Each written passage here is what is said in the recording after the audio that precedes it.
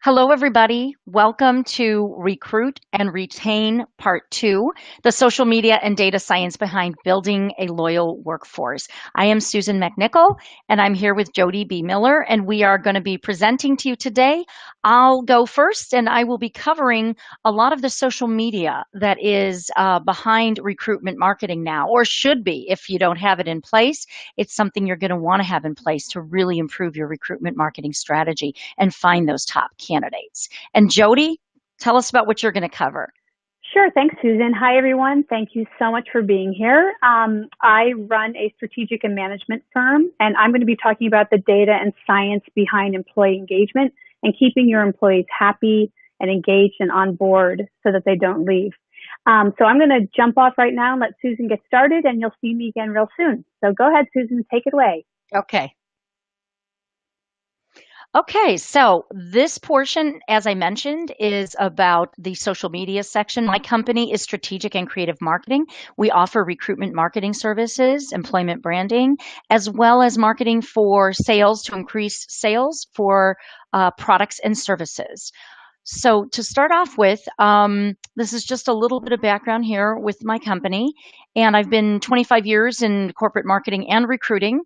And I've done a lot of speaking and training as well. And today the focus will be the social media behind recruitment marketing. So first, let's take a look at the current talent market situation. As many of you know, especially HR folks who are out there, the unemployment rate right now is just around 4%. We have job openings in the U.S. at over 6 million current job openings. And a cost to hire that ranges, depending on which research you read, between like $4,000 and $10,000, and it could be even higher to replace individuals who leave. So it's really important to make sure that you're not only recruiting the best talent, but also retaining them. So a very big difference now that we have in the market is it's a transparent job market. And what we mean by that is that because of social media and the internet, the market's really changed for talent. They are able to use a lot of resources to find out about your company, your opportunities, your culture before they even apply. So most of the time, you're going to be getting anywhere from 10 to 18 sources of information as a candidate that you would want to research, and that's happening out there before they would apply to your company. So you have to think about that. What are you putting out there? Do you have a lot of good information about your culture, your opportunities for growth, your different initiatives and charity work that your company does? You want to make sure that that is out there. Another thing is you would have a great opportunity if you do some of the recruitment marketing and employment branding right now, because only 28% of companies have actually focused on employment branding. There's a lot of opportunity to make an impact. So if you start to develop that now for your organization, you will be really ahead of a lot of the other companies out there. You want to also build and promote your culture. That's one aspect you want to be talking about as part of recruitment marketing. 80% of millennials, they're going to look for culture before career potential. The culture is critical for them in making sure it's a place they want to be. It has the values and vision that they agree with. Also, 69% of job seekers are more likely to apply if you have an employer brand that you manage. They want to see and hear all about you before they make that decision to apply. As I mentioned, there's a lot of different touch points now. So if you think about it and take a look at this slide, there are candidates who are looking at, Glassdoor, and they're reading blogs, they're looking at tweets, they're looking at your company on LinkedIn. They're out there trying to find out a little bit more about you and what employees say and what customers say. So everything that's out there is really important. You want to try to control that message as much as you can and have some solid information that you're sharing out in the world about your company and your employment opportunities. Testimonials are really critical. People really they believe that over what you would put out as a corporation, but it's important to have both areas covered. For testimonials, 3 and 4 job seekers say that those are very important to them, the staff testimonials, when they're deciding where to work. And they look at 6 reviews on average before they form an opinion about a company. So again, getting some information out there from your own employees, that makes a huge difference. And you can do that in many, many different ways. So it's really a new world right now. We're combining recruiting and marketing. So think about it in the past from the HR perspective. You'd advertise a job, you'd reach out, you get a few candidates you like, you pick one, and the rest you close the rec and you're done. And now it's a very different world where you want to be generating all these leads. You want to have profiles of different individuals and place them into pipelines so you can reach out to them in the future and have them there and connect with them on an ongoing basis. So when another similar position opens, you're able to reach back out to that talented group of individuals that you've kept in touch with. And that is the nurturing and connecting part. You want to keep that up, the nurturing and connecting with them. So when there's other opportunities, you have a strong group there that is already knowledgeable about your company and ready to be open to new possibilities and career opportunities with you. Attracting and engaging talent, a lot of ways to do this online. And really, maybe take notes on this. Think about if you're doing this, and if not, how you can get your company to do some of these things. Blogging is really important. New content every week is great to have. Employee sharing, that's where I said have the employees share, but provide them with some content. Give them material, little posts, little information, photos, videos are great. Get that to the employees so they can share it. Encourage them and let them know if they want to bring in more talented, bright people and keep the culture great and the company moving forward. Please share this information with your network, your social network. So give them that information because then they're comfortable sharing it. Other times they might be really hesitant to say anything about the company out in public without specific approval. The social platforms, great way to really get the word out there about who you are, what you're achieving, your new initiatives, your employee events, charity work. Use all of them. Use, especially Facebook, LinkedIn, Glassdoor, and on your own website, you want to create a career page, which is a separate part of your website that's all about career. The other thing I just mentioned was video. It's an awesome way to communicate. When we run video campaigns for our clients, it will get 5 to 7 times more clicks and more views than regular posts, or even posts with photos. Videos are just very exciting, and they're coming out more and more now. You're going to see it more often. So if you can get any kind of video about your company, your employees, events, things like that, that's really important.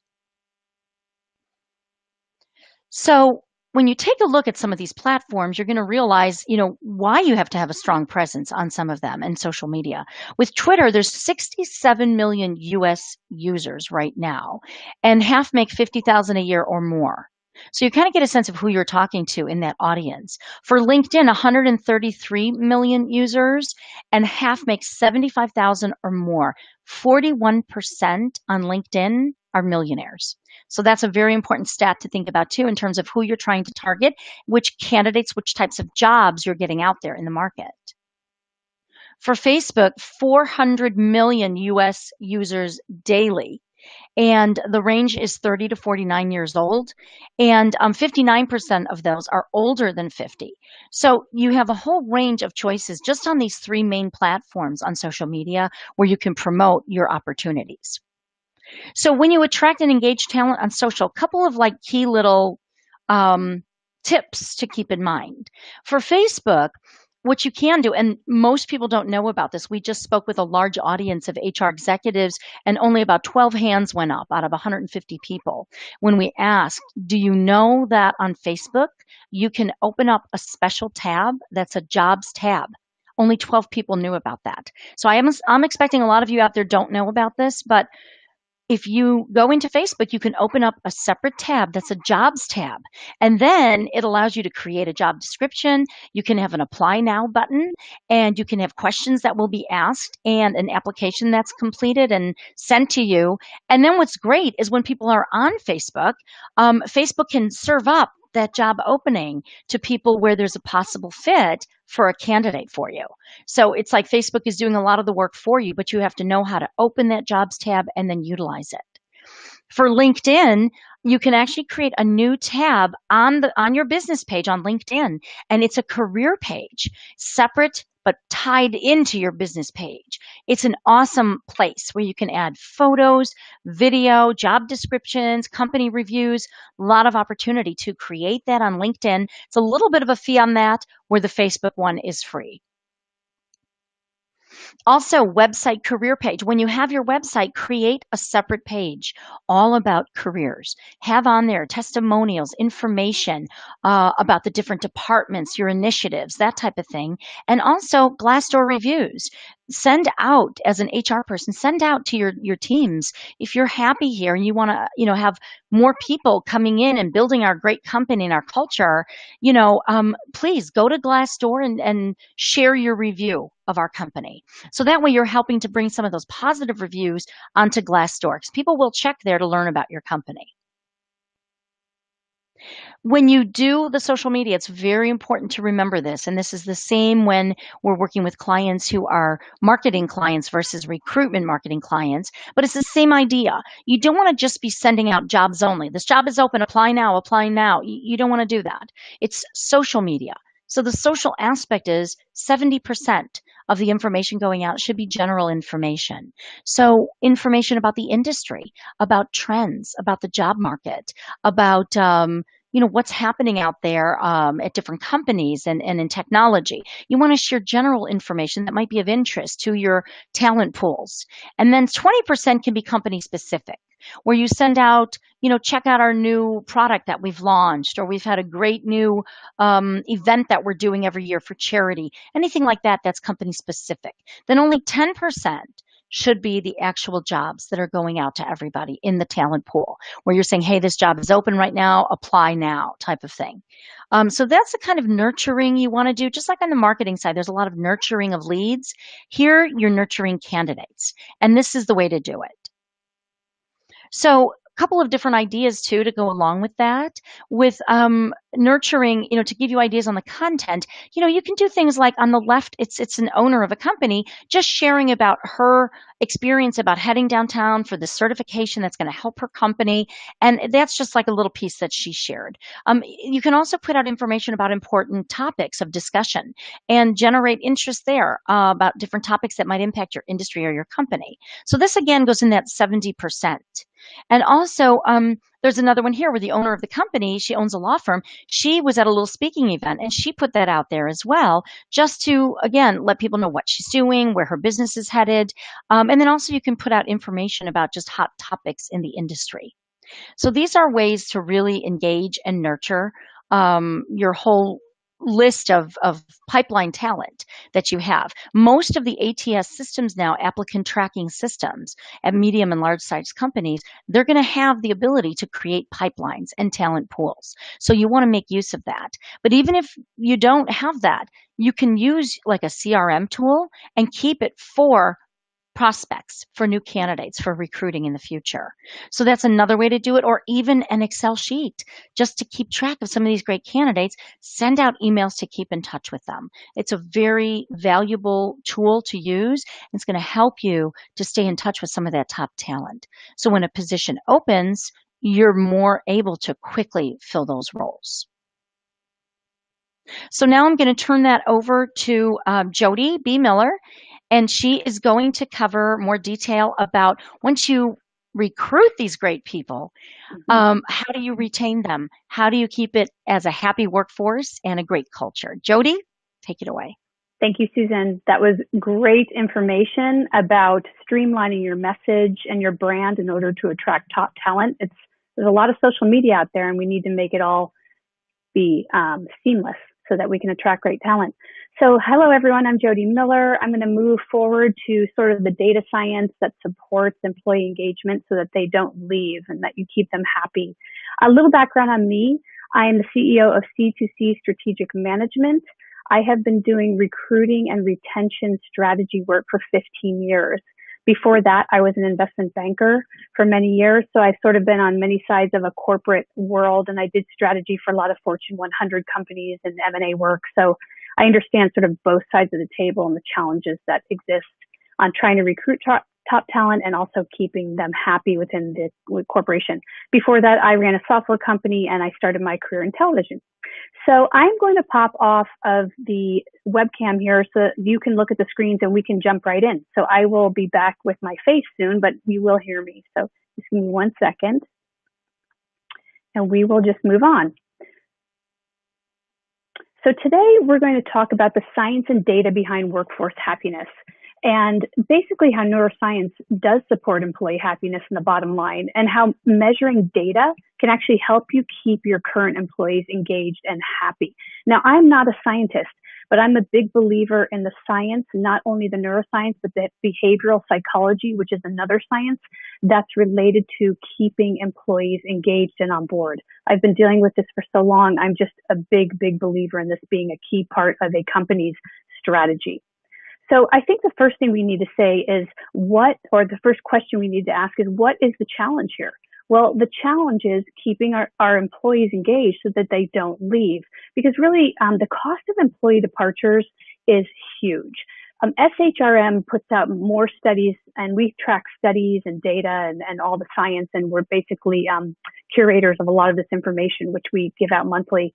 And so these studies predict that every time a business replaces, let's say, a salaried employee, it can cost up to 6 or 9 months of their salary on average. So let's say someone's making $80,000 a year. That's $40,000 to $60,000 more that you're going to spend on recruiting and training expenses. And that does not include rainmakers or high revenue generators like salespeople. That takes them 12 to 18 months to ramp up. So you're losing revenues and it's a bottom line loss. So really investing in employee engagement is very important to the organization. Here are some of the facts, just to give you a couple of data points. This is from HR.com. According to surveys by HR.com of companies of all sizes and locations, only 33% think that employees are engaged, and 30% don't have much faith that their employees even love their work. The next graphic, this next data slide from HR.com shows that a third of those surveyed agree that their employees are putting forth good effort, and only 9% feel that their employees are strongly engaged. Gallup is really sort of the standard for measuring ongoing employee engagement year after year. And they really look at employee engagement as employees who are involved, enthusiastic, and committed to their work and their workplace. In this statistic, companies are hovering at about 32.5% of employee satisfaction. And so let's just move on from there. So what's going on with this whole engagement issue is that expectations are really close to impossible, and employers are feeling burnt out, overworked, bored, stressed out, underappreciated, disconnected, alone, and misguided. Why do I know this? So we aggregate and procure all sorts of studies and data and science, and we also measure it within corporations. And these are the main areas we find that employees are feeling not great. So how can you better understand the emotional state of your workforce? I mean, this is what you want to do. And one way to do that is to look at the science. And this may be something you haven't really considered before. And I wanted to just dive a little bit deeper into the science, which can help you in your efforts with senior management to actually invest in employee engagement, which is not a touchy-feely thing. It's actually a bottom line issue that's very important to every corporation. So the amygdala. Now, as I said in the beginning, I am not a scientist, but we study all the sciences, we gather all the science, we interview scientists, and we're very involved with what's going on the neuroscience front. So I'm just going to give you a high-level view of sort of what to look for and things that could be happening with your employees. So the amygdala is the part of the limbic system of the brain. It's involved with emotions and other reactions to stimuli, and basically it's involved with emotional response, in particular, fear. So what do I really mean by that? Well, people get afraid. They're afraid to take risks. They're afraid that they're going to be considered not smart. They want to cover their backs. They're afraid of being accepted by their peers and management and much more. And so here's the thing. I mean, failure is an inherent outcome of any risk taking. So in today's business world, if you're risk adverse, if your company's risk adverse or your employees are risk adverse, then that's a dead end for you, and your competition is going to just pass you by. But you can turn this reaction around by encouraging risk And there are ways that you can embrace failure and allow for creative expression. And some ways to do that are to have your team leaders, your managers, your C-level executives talk about their own failures so people feel like they can identify. Also encourage your employees to think like scientists and hypothesize. So if you're hypothesizing, you're experimenting and you're trying out new things. So it's not failing, it's just hypothesizing and experimenting. So maybe change your presentation to more of a scientific approach. And then people won't be afraid to fail, like Michael Jordan says here. And, ideally, we should be afraid not to try. We should not be afraid to fail. I love Amy Errett. She's the CEO and co-founder of Madison Reed, which is a financial firm. And what she says when it comes to keeping her best employees, perfection is the enemy of growth. So she de-emphasizes perfection, which encourages her employees to work harder and grow more loyal to the company. I'd like to now move a little bit into the serotonin, dopamine, and actually two other chemicals that affect productivity in the workplace. Number one is endorphins. Endorphins is that runner's high we all know about. It's a good feeling chemical. It makes us increase self-esteem and it reduces pain and stress. There are ways to boost endorphins among your employees. Have spontaneous fun things to do, like a trivia night or trivia afternoon once a month, or share funny videos in your corporate message now and then to make people laugh and realize that you're not taking yourself too seriously. Offer simple treats like healthy snacks in the kitchen and encourage fun break times. Maybe you have a ping pong table. One big thing that I love, I had a company do, are puzzles. You set up a puzzle in the lobby or in the break room, and as people go by, they put the puzzle together. And all of a sudden, people are starting to interact with others that they may not normally work with. And it's fun. Puzzles are really fun and engaging, and it increases your self-esteem. So those are just ways that you can increase the endorphins of your employees. And of course, yoga is a good one too. If you ever want to bring in a yoga instructor once a quarter for a yoga class, that makes sure management does it too, because then everyone's in it together. Another chemical, dopamine, is really the reason why we put in our best efforts to achieve rewards at work. So that's the direct chemical associated with the reward system in the human brain. People that have low levels of dopamine are generally procrastinators, and they have a hard time concentrating. So how do you take advantage of the positive effects of dopamine? Well, you set goals that are achievable, and you get your employees to focus on the important elements of the goals, not something that's out of the stratosphere, just the important elements. You give them the tools and the support they need to successfully get it done, and then you celebrate them, even if the milestones are small, and you'll find that that dopamine level moves in a positive direction. Serotonin is associated with feelings of confidence, happiness, relaxation. That could be your solution to getting your employees to complete all those tasks on their to-do list. First of all, their to-do list should not be long, but even so, regardless of what it is, they'll be more encouraged and more motivated to finish everything on that to-do list. When serotonin levels drop, people actually get depressed. So ways you can actually improve serotonin in the workplace are natural light. That's a natural booster of serotonin, and that helps people feel more alert and productive. If you're in a closed work environment, then use bright artificial lighting. Also, good snacks like nuts and fruits are really good to have. Seaweed and salmon and eggs too. If I'm not sure you can really have that for a snack in your kitchen, but you can definitely have fruits and different kinds of nuts. Oxytocin is the other chemical. That is what strengthens the bonds between people and creates loyal and trustful relationships. So something as simple as a handshake or a pat on the back for a job well done actually immediately increases oxytocin. So make it appropriate, just a quick pat on the back or, hey, great job, or a fist bump. People really, really value that. And they've actually, many studies have been done that measure that. And there actually are people who study all of these things that I'm talking about, and they are called happiness scientists. And there are a lot of them in our world. Now, right here in this picture, Emiliana Simon Thomas, PhD, is the science director of the UC Berkeley's Greater Good Science Center. And she's amazing. Emiliana and I did a keynote, back-to-back keynote speeches at a happiness conference abroad a few months ago. We became really good friends. And I've actually interviewed her a number of times, and she's just amazing. So what happens with happiness scientists like Emiliana? Well, they measure happiness. How do they measure it? They measure it with experiments and studies.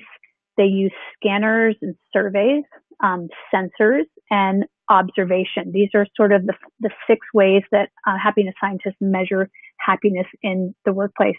At the UC Berkeley Greater Good Science Center in particular, Emiliana was telling me that the surveys they do, they'll ask people questions about how they're doing or how they feel or how they interact with others. And then they'll measure people's brains while they're having certain experiences. And the way they do that is something called an fMRI scanner. And while the person's in the scanner, they'll invite them to play a game or perform a task that is known to solicit regions or systems or circuits in the brain that are involved in the experiences that happy people tend to have.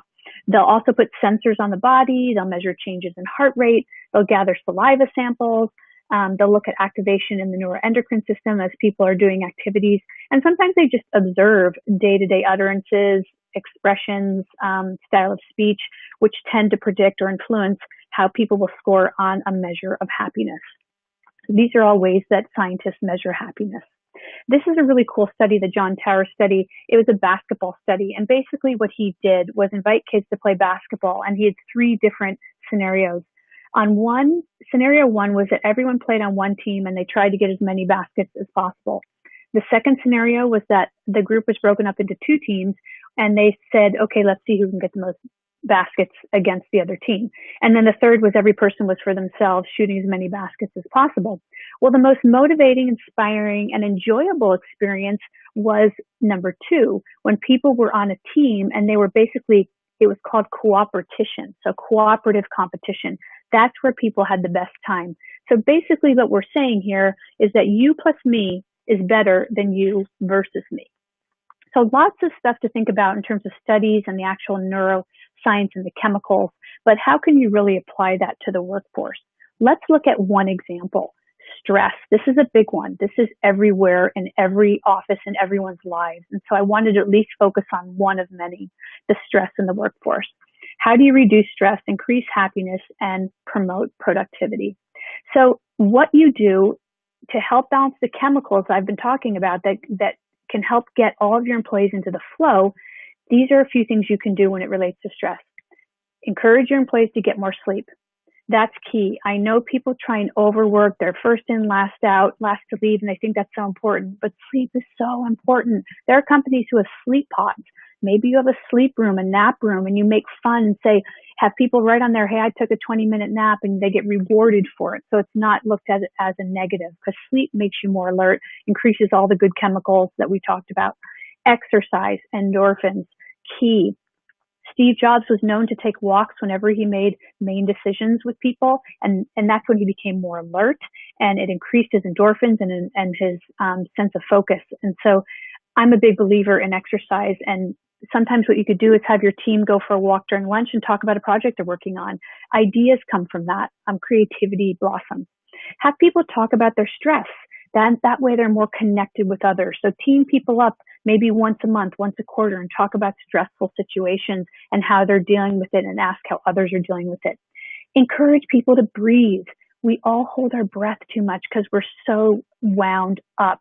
And that goes hand in hand with stretching and relaxing and getting outside. So maybe you could put a little reminder every 2 hours on someone's computer, or twice a day. Have you stretched today? Have you taken your eyes off your computer? Breathe. Do this 1 minute meditation and have that pop up on their screen from the head of HR or from the CEO or from your happiness officer if you have one. And those are ways that you can get people to start to reduce stress on a regular basis instead of just once in a while. And have some fun activities and games that you play. We always offer a lot of activities and games in our workshops, which are all interactive, and it ends up having people not only reduce stress, but have a lot of fun. So as it comes to how the brain and happiness relate to corporate culture, there are several elements here that we've discovered. These are all key elements to corporate culture and how happiness relates. And if leaders take into account the workings of the human brain to spark positivity and motivation, they can overcome a lot of challenges. And they can rise to the challenge of creating workplaces designed around well-being and they can become powerful agents for real change and start feeding all those great brain chemicals in the workplace that we're talking about. So as it relates to these 9 elements of the brain and happiness and corporate culture, I just want to talk about connection and trust during this webinar. So connection and trust are definitely related.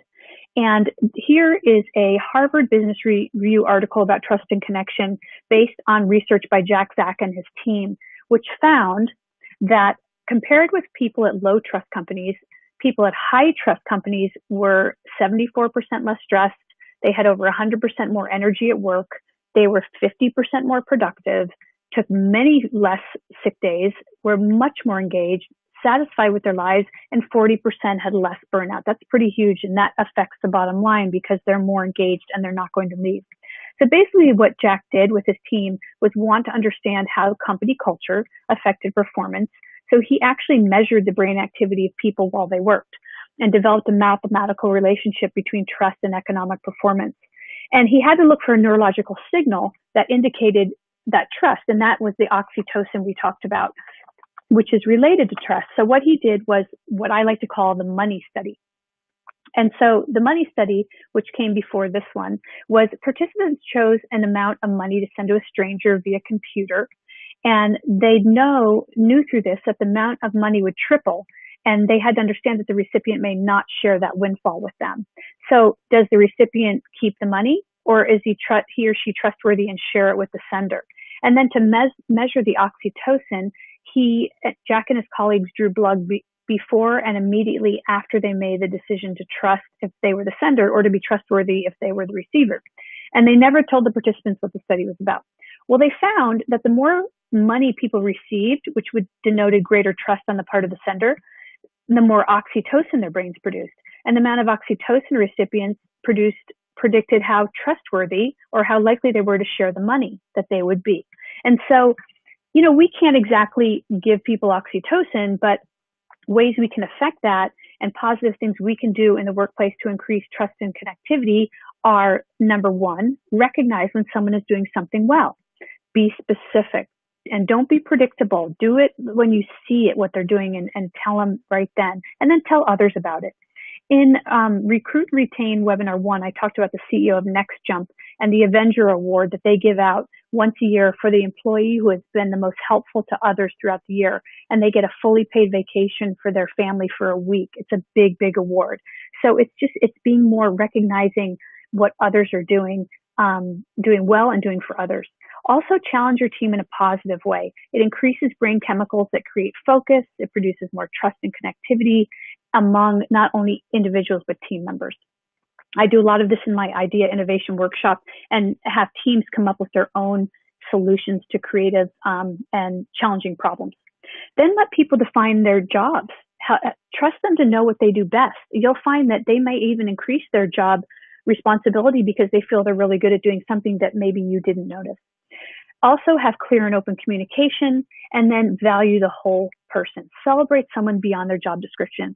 I love to use my daughter as an example. She's a millennial and she works for a very large global tech company, but she does musical theater on the evenings and weekends. And her whole team comes to her shows, and she is so happy about that, loves her company so much, she says, I'm never leaving. I absolutely love this company. So those are just some ideas on how on the whole oxytocin and trust and how you can increase trust and connectivity in the workplace. This study I'm showing you here is all about support, connection and support within showing social support and having people feel more valued because they know that others care about them.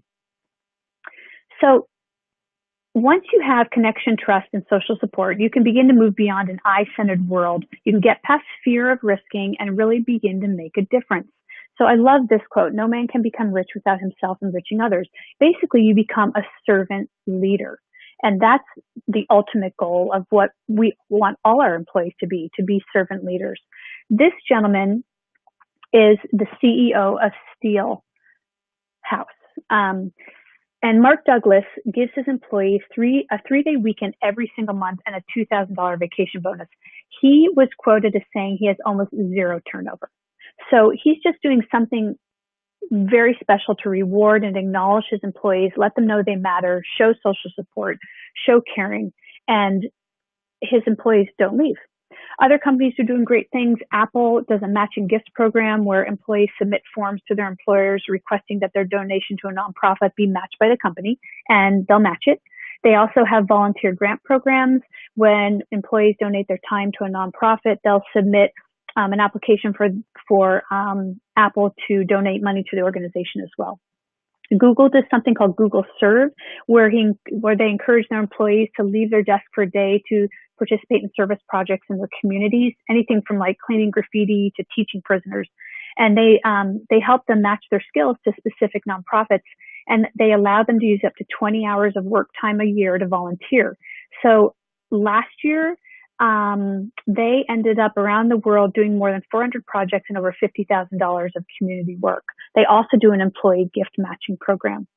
Here are some other servant leaders that you actually may know. Michael Dell is a big servant leader, and he has a foundation. He supports education, or the arts, community development causes. He actually started a new teaching hospital as well. Another one is Mark Zuckerberg. He is another one who gives a lot away to the community, and he fights different causes like Ebola and healthcare, and he's just extremely involved in giving. This is Richard Branson. In this picture, he is the CEO, or was, of Virgin Atlantic, which he sold. But Richard had a bet that he lost against a competing airline, the CEO of a competing airline, and he had to dress up as a airline stewardess and serve drinks and as you can see here, beverages to the people on the airplane. So he's really cool and fun. He puts a lot of fun at work, and people think it's just because he's rich. But I love this quote from him. Most people assume my business success and the wealth has brought him happiness, but it's the reverse. He's successful, wealthy, and connected because he's happy. And Richard Branson also gives a lot away, which is really, really generous of him. He's committed $3 billion, all profits from his travel firms over the next 10 years to the reduction of global warming. That's just one of the many things that he does. So it's really all about service above self. That's really where we want to get to with our employees, with our approach to our employees. And if you take a lot of the science and the data and really think about it, that can lead to this ultimate altruistic way of working where it'll increase productivity and bottom line revenues and profits for the company. So what questions should you be asking? How do you keep employees motivated? How are you keeping your employees motivated? How are you keeping them engaged, productive, and happy? Well, the answers are that you should be keeping current on the science. The science is becoming more and more a part of employee engagement around the world. So keep current on the science. I'm happy to share with you lots of the science that we collect and that we track. Keep track of the data. Measure your employee engagement and analyze those findings. That's how you create your solutions that can be very specific and can be drilled down to the individual or the team. This is one system that we use within companies. This diagram is called the flow diagram. And basically, this is measuring each employee on a team and where they fall on the scale. So the purple zone is the stress zone. So this person on the purple is way overworked. The red zone is learning. The yellow is in the flow. So this guy, Chris Jones, who's an engineer, is right in the flow. The green is performance. Not a lot of going on in performance, but there's a lot going on in the comfort zone. And that's actually, they're too comfortable. They're not being challenged enough. These are your people who are at risk of leaving. So what we do is that we go into companies and we measure these metrics based on surveys. They answer questions twice a day. It's volunteer. They're all based on neuroscience and behavioral psychology. And then we put together workshops for the people, for example, in the blue zone. And we end up being able to pinpoint exactly what's going on in the company. It's cool. And then you can design things like workshops. These are just some of the workshops that my company does, but you can do many of your own workshops as well, or even come up with simple solutions within the company that are designed for each person individually.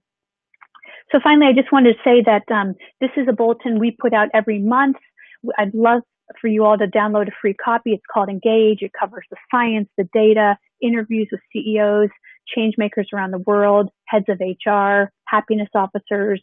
We give you activity guides. What's the current books, the current talks about employee engagement, the current statistics. It's very, very informative. And it would probably take you about a month of your time to gather what we give away every month. We have a whole team working on this. So all you have to do is go to jodybmiller.com and click on the Engage at the menu, and feel free to download your free copy. And I wanted to say thank you all so much for being here, especially with the technological challenges. And I am going to jump back on here and say thank you again. And I'm going to turn it back to Susan so that she can tell you about the bonuses that we're going to have and then open it up to questions. So Susan, welcome back. Okay, so I don't see Susan here. So basically you're going to be getting a free ebook called Becoming a Servant Leader, and you're going to get a white paper all about the social media and branding of your company.